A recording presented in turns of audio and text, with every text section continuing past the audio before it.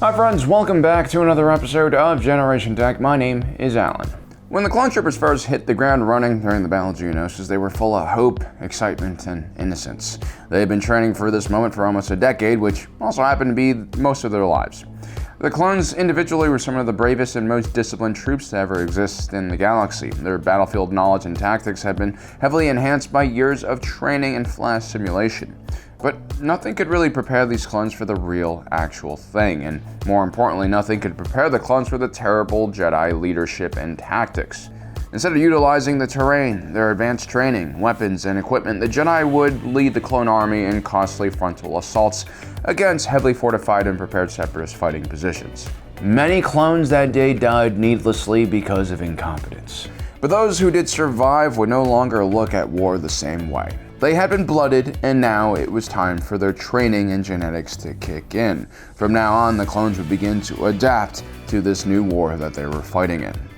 Today we're going to take a look at 5 major changes the clone troopers adopted throughout the Clone Wars in order to increase their effectiveness and survivability. Here's the thing, the Jedi aren't callous individuals, but they are taught to distance themselves emotionally from each other and all other living beings. Military commanders are actually taught to do the same thing. They're supposed to appreciate the soldiers beneath their command, but they can't get too close to them to the point where they wouldn't be willing to risk or sacrifice any of them for a mission objective. It's not to say that the Jedi are willing to waste clone lives, but this mentality of emotional detachment combined with a lack of training in military strategy and tactics led to some really terrible decisions on the battlefield. The Jedi, for the most part, are godlike individuals with the ability to perceive incoming threats. They literally can reflect any blaster bolt sent at them, and they can enhance their speed and strength to cross large open spaces in a very short period of time. The problem is the Jedi, especially the very talented and skilled ones, oftentimes forget that the clones they lead lack these same abilities. It might seem like a good idea for Anakin Skywalker to charge up a sheer cliff face to attack an enemy with the high ground, but ultimately this was a terrible decision that cost many clone troopers their lives. In all fairness though, Jedi commanders were very competent. Even though they had unorthodox and sometimes stupid strategies, they usually got the job done, and this really won them a lot of respect from the clone troopers that they commanded. This meant though that the clones rarely try to argue against their Jedi commander's orders. Instead of trying to convince the Jedi from using frontal assaults all of the time, the clones adapted to the strategy by incorporating ballistic shields, similar to the ones that SWAT entry teams use. Ballistic shields are essentially portable cover. The ones that we see the clones use can withstand a large amount of incoming blaster fire without being compromised. And these are used alongside blaster pistols. It's a welcome development that will save countless clone lives in the last year of the war. So if your commander doesn't believe in cover, bring your own. The DC-15A was designed for the massive set-piece battlefields of the Clone Wars. It was the weight of a light machine gun and as long as an anti-material rifle here on Earth. While it performed well in large open spaces like on Geonosis, the DC-15A was way too unwieldy for operations in more cramped spaces like on board ships or in urban terrains.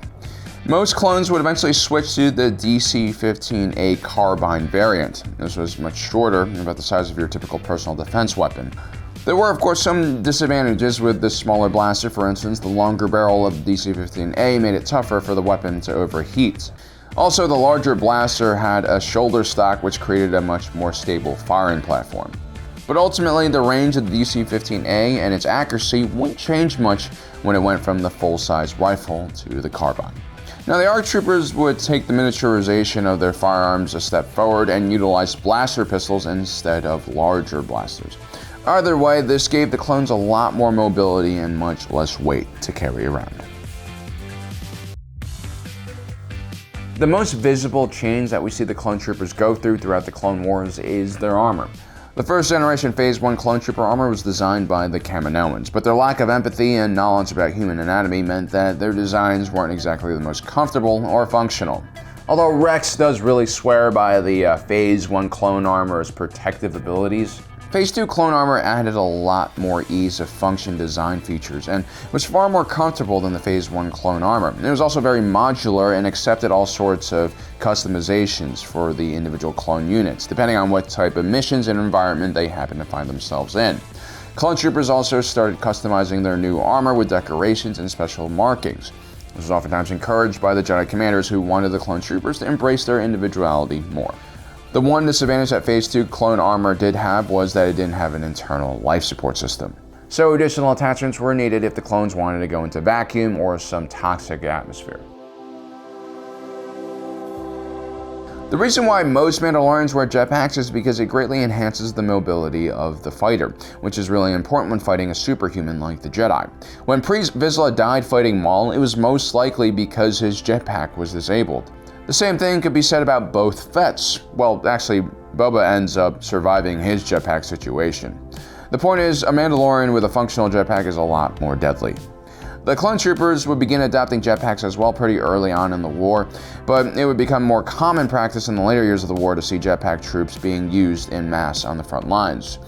In the same way that jetpacks help Mandalorians fight the Jedi, jetpacks also help the clone troopers keep up with their Jedi leaders' crazy shenanigans. Jetpacks allow the clones to get into cover or to high ground positions within a matter of seconds. They could also be used in flanking maneuvers as well. There are a lot of great benefits with fighting alongside the Jedi. Sometimes Jedi commanders will use the Force to either assist their troops or save them from dangerous and otherwise unavoidable deaths. During the Battle of Ringo Vinda, a Jedi commander uses the Force to lift a group of droidekas off the ground so that they can no longer fire at them, and then clones would roll droid poppers beneath their shields, destroying them quickly.